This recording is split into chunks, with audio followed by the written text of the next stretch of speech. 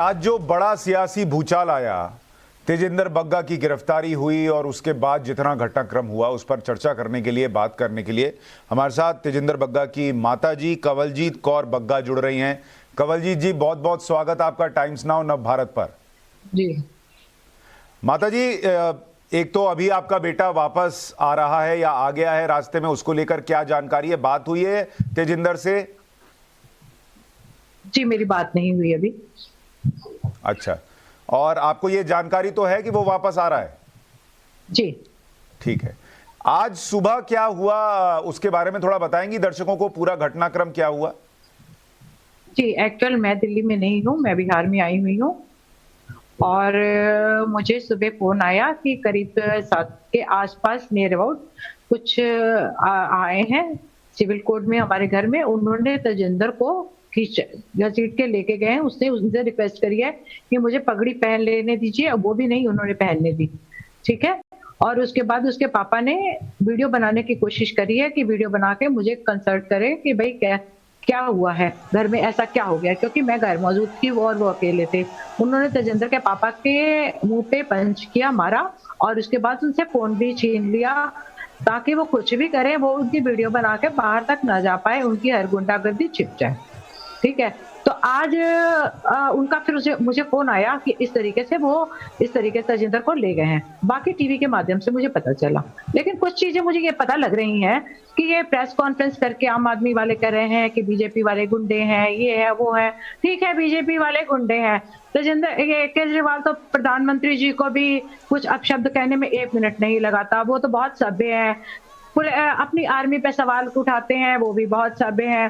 ताहिर हुसैन को बचाते हैं, जिनके घर में दिल्ली दंगे के पत्थर और बम वगैरह पकड़े गए, वो भी बहुत सभ्य हैं। हर बात तो उनकी सभ्यता की होती है ना। और जो आरटीआई के माध्यम से उनकी पोल खोलता है, वो गुंडा है, बदमाश है। यही उनकी कहानी है ना। माताजी, और जब बिना किसी इंफॉर्मेशन। ठीक है माताजी, जब आपको एकदम से फोन आया होगा क्योंकि आप वहां नहीं थी उस वक्त, जो तेजिंदर के पिताजी थे उन्होंने फोन किया था आपको? जी, उन्होंने फोन किया था। उनके पास दूसरा फोन था जो अंदर पड़ा हुआ था। इनके पास एक बिजनेस का हमारा फोन है जिससे वो हमेशा बात करते रहते हैं पार्टी का, तो वो फोन था उनके पास। तो उससे ही उन्होंने जैसे ही वीडियो बनाने की कोशिश करी कि किस तरीके से घसीट रहे हैं, उन्होंने तेजिंदर के पापा को मारा और उसके बाद से उनका फोन भी छीन के ले गए। अच्छा, जब वो बता रहे थे उस वक्त, क्या वो भावुक थे? आपने पहली बार जब सुना कि बेटा अरेस्ट हो गया है उस वक्त आप भावुक हुई? क्या वो हुआ उस वक्त? मैं तो बाहर थी ना, मुझे तो पता नहीं ना, मैं तो यहाँ पे हूँ। हाँ, तो जब सुना आपने तब आपका रिएक्शन क्या था? क्योंकि आपने भी एक्सपेक्ट तो नहीं किया होगा कि इसलिए फोन आया होगा। एक माँ का रिएक्शन क्या होगा ये आप समझ सकते हैं, वो बताने की जरूरत नहीं होती। वो माँ का रिएक्शन होता है। लेकिन मैंने ये तो देखा था, ये तो मेरे दिल में विश्वास था कि सच्चाई की जीत होती है और होकर रहेगी। झूठ जो है केजरीवाल हमेशा बोलता आया है। आरटीआई में भी देख लीजिए, हर झूठ का उसका पर्दाफाश होता है कि क्या उसने मोहल्ला क्लिनिक बनाए हैं, क्या उसने हॉस्पिटलों के हालात ठीक किए हैं। आप कोविड में भी देख लीजिए, जब ऑक्सीजन के प्लांट लगाने की इन लोगों को परमिशन मिली थी तो एक भी प्लांट नहीं मिला था, लोग कैसे मर रहे थे। और आज स्कूलों के 2-4 कमरे ठीक करवा के और इसकी वीडियो बना के पूरे देश में वो दिखाते जा रहे हैं। कंवलजीत जी, ये बताइए, उस तेजिंदर के जो पिताजी हैं उनको कितना मारा गया, उनको कितनी चोट आई है, अभी वो कैसे हैं? उनको मुंह पे पंच मारा गया और उनसे फोन छीना गया। और बाकी अभी मुझे कोई ज्यादा बात हो नहीं पा रही उनसे भी, क्योंकि वो भी जनकपुरी थाने में ही हैं और वो वहीं पे हैं, उनसे बात हो नहीं पा रही फोन पे।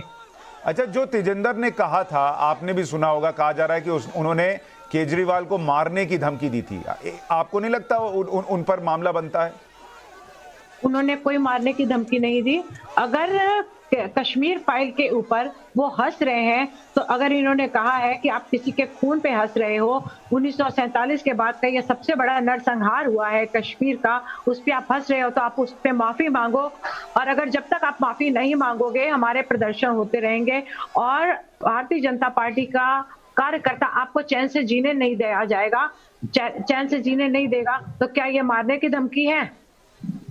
ये मैं आपसे और पूरे देश से जानना चाहती हूँ, क्या ये मारने की धमकी है, जान से मारने की? ऐसे तो आम आदमी हर बंदे को कह देता है तू मेरा ये काम नहीं करेगा तो मैं तुझे चैन से नहीं जाने जीने दूंगा, तो उसको उस पे लगा दो कि मैं मुझे जान से मारने की धमकी दे दी है। तो फिर मुझे ये बताइए, पॉलिटिक्स में तो ये सब होता है, ऐसी बयानबाजी होती है। आपके बेटे को ही क्यों अरेस्ट किया पंजाब पुलिस ने? क्योंकि वो आरटीआई के माध्यम से इसकी सारी पोल खोल रहा था और रोज इस बात का वो सवाल पूछ रहा था कि आपने कहा था बरगाड़ी कांड का 24 घंटे के अंदर मैं अपराधियों को जेल में करूंगा, तो वो रोज पूछता था कि आज इतने दिन हो गए, आपने अभी तक क्या किया इस मामले में? दूसरा दिन होता, फिर 2 दिन, 4 दिन, हर रोज वो सवाल पूछता था और वो सवालों से डर गए, इसलिए उन्होंने ये काम ठीक है किया। माता जी, एक आखिरी बात बताइए, अब तेजिंदर बग्गा वापस आ जाएंगे, आप उनको क्या कहेंगी कि ऐसे बयानों से बचें या ऐसे ही अपना काम करते रहें? मैं बोल रहा है क्योंकि हर एक को आईने में अपना ही चेहरा नजर आता है। कमलजीत जी, बहुत शुक्रिया हमसे बात करने के लिए।